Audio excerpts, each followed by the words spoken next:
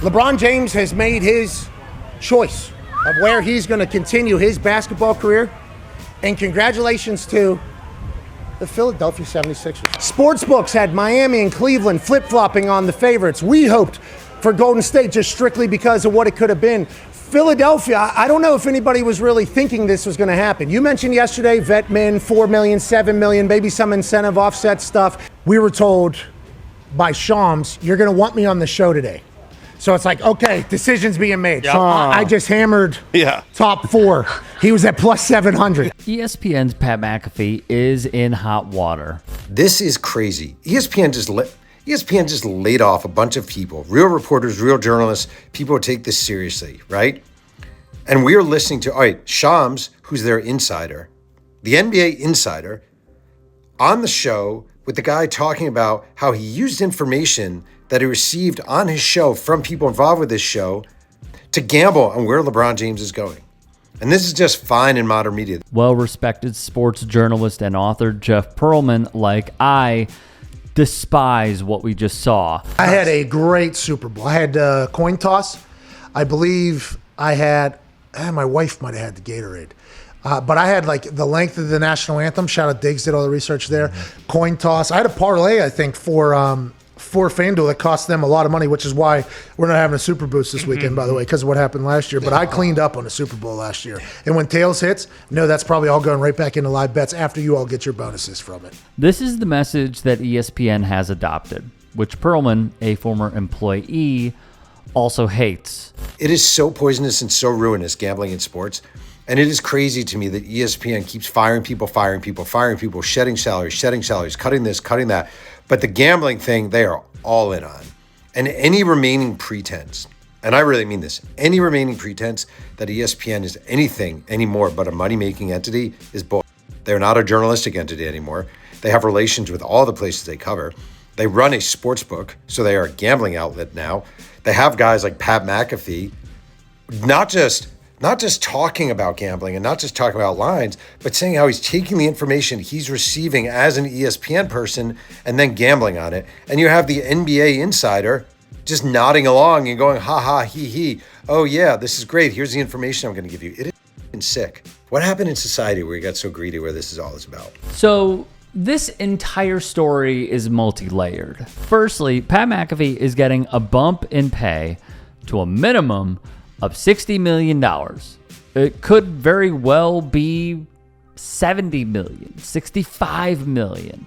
This also comes as the network is laying off a ton of people, including Ryan Clark, Carl Ravitch, who's been there for 30 plus years, Stefania Bell, Cam Newton, Bart Scott, Charles Davis, Tom Pelissero, and more.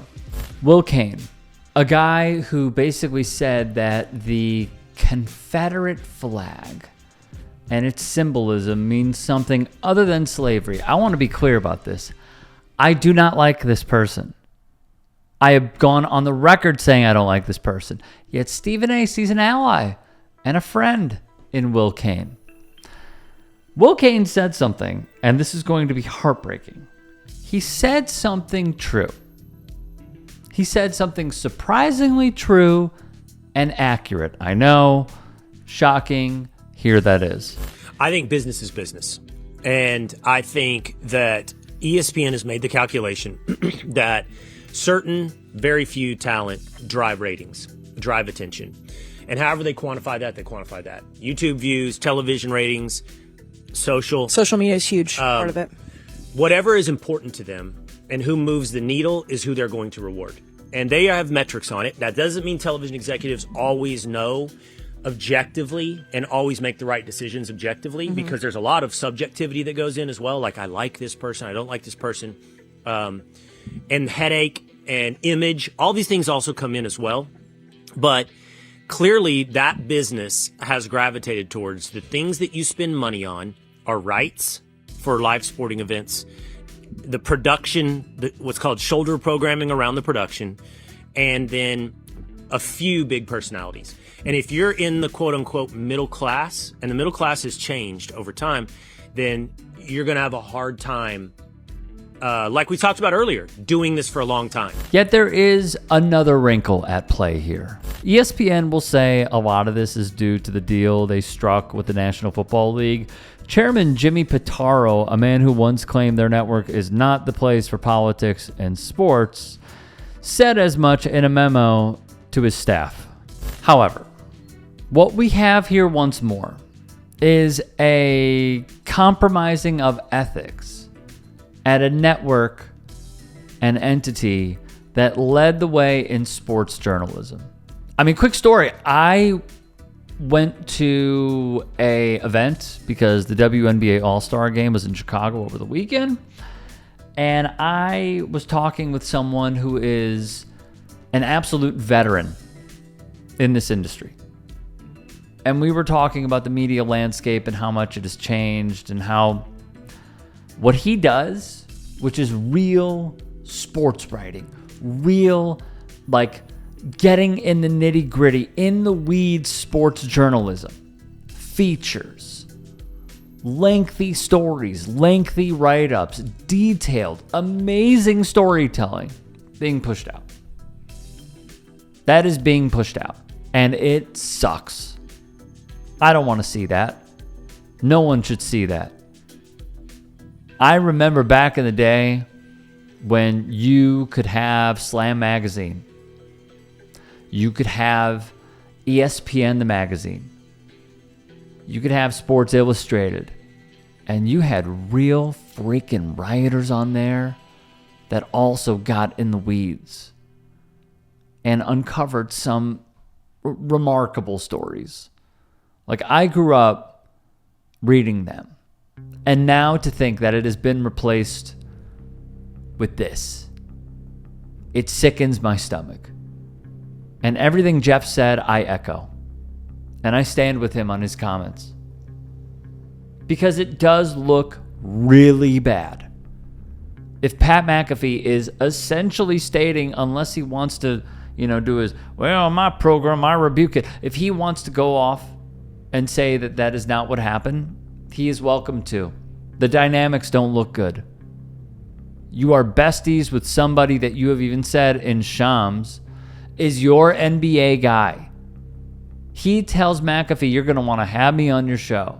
You really think, don't be so ignorant, you really think there is no way in hell Shams passed that information to McAfee?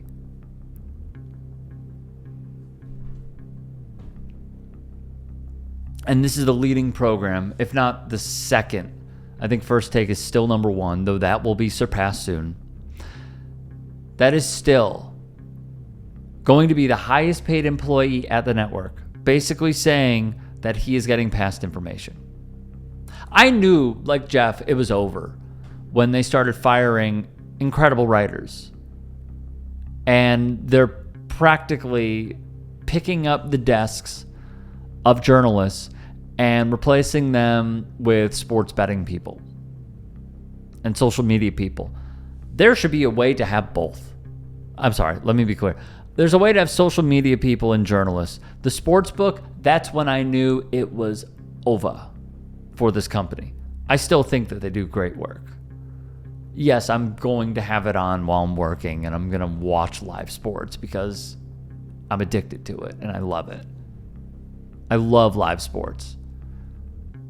How sports gambling has invaded what we love is sickening to me. It's sickening. I personally, and this is just me, I was at a company previously, and this was when sports gambling and even daily fantasy, RotoWire, and etc., the rankings and stuff like that, it was starting to get big, right? And they were encouraging us to open up accounts. And they said, like, we're going to put this all over our broadcasts. And in a way, they were ahead of the time because they did it a lot.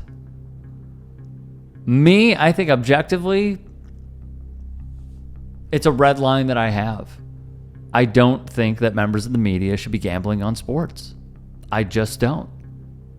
I don't think that we should be gambling on the players that we cover. Or teams we cover, or storylines that we bring. I also think that there's a conflict of interest here. If you have members of the press who are gambling, could potentially also be past information, and let's not be naive, at some point it has happened.